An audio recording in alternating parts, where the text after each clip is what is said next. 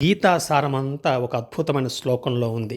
అర్జునుడు నేను యుద్ధం చేయలేనని చతికిల పడ్డాడు. శ్రీకృష్ణ భగవానుడు ఫలితాన్ని వదిలేసి యుద్ధం చేయి, విజయం నీదే అని చెప్పిన ఒక అద్భుతమైన శ్లోకం.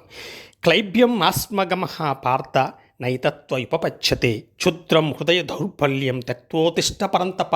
త్యక్తోతిష్ట ఇది ఒక అద్భుతమైన మంత్రం. త్యక్త్వ వదిలిపెట్టు, ఉత్తిష్ట లే. దేని వదిలిపెట్టాలి? నీలో ఉన్న పిరికితనాన్ని వదిలిపెట్టు, లే, విజయాన్ని సాధించు.